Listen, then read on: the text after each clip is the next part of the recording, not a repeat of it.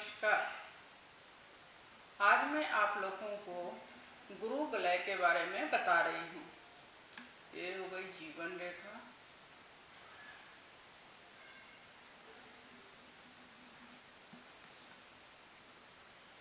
ये हो गई मस्तिष्क रेखा और ये हो गई हृदय रेखा।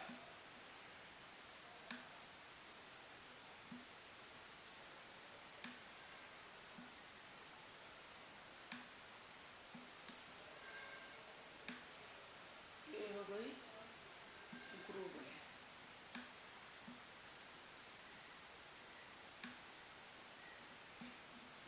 शुक्र वलय, इनको क्या बोलते हैं? शुक्र वलय, सॉरी गुरु वलय।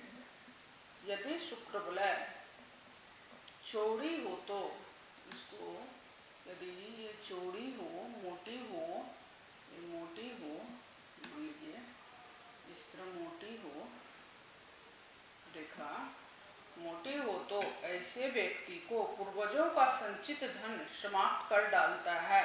ऐसा व्यक्ति प्रेम में उतावली करने वाला तथा पर स्त्रीगामी होता है। जीवन में इनको कई बार बदनामियों का सामना करना पड़ता है। ऐसे व्यक्ति को जीवन में कई बार बदनामियों का सामना करना पड़ता है। यदि शुक्र वलय पतली हो, यदि शुक्र वलय बिल्कुल पतली हो, स्पष्ट हो तो ऐसा व्यक्ति समझदार एवं परिस्थितियों के अनुसार अपने आप को ढालने वाला होता है। ये व्यक्ति बातचीत करने में माहिर होते हैं और बातचीत के माध्यम से सामने वाला व्यक्ति को प्रभावित करता है। ऐसा व्यक्ति बातचीत के माध्यम से दूसरे को प्रभावित कर लेता है। यदि हाथ में गुरु वलय एक से अधिक गुरु वलय हो तो, मान लीजिए एक से दो लाइन हो गुरु वलय का,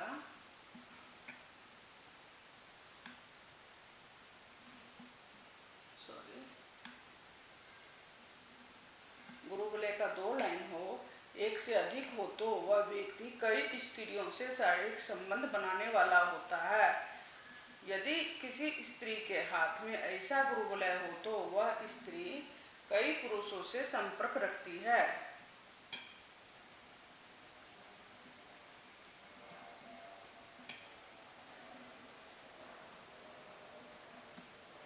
यदि गुरु वलय, मान लीजिए ये गुरु वलय टूटी फूटी हो, टूटी फूटी हो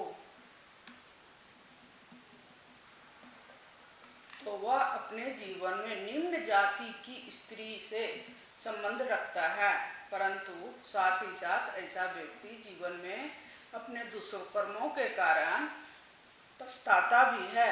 ऐसा व्यक्ति दुष्कर्मों के कारण, अपनी गलत इसके कारण पछताता भी है, अनैतिक संबंध के कारण पछताता भी है। यदि शुक्र वलय, यदि शुक्र वलय में से कोई शाखा निकलकर, मान लीजिए ये शुक्र वलय है, गुरु वलय बोलते हैं, सॉरी शुक्र वलय, इसमें से कोई शाखा निकलकर, ये मान लीजिए विवाह रेखा है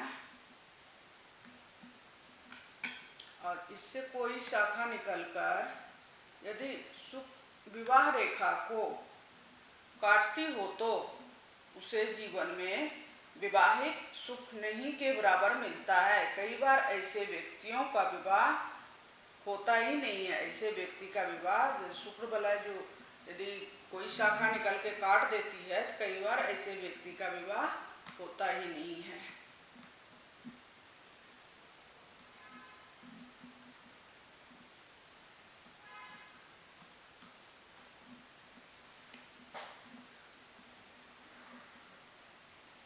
यदि शुक्र वलय के रेखा आगे बढ़कर भाग्य रेखा को काटती हो, मान लीजिए ये शुक्र वलय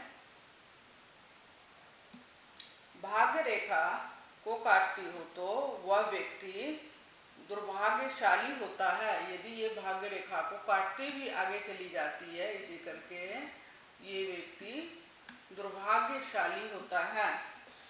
उसे अपने जीवन में किसी प्रकार का कोई सुख प्राप्त नहीं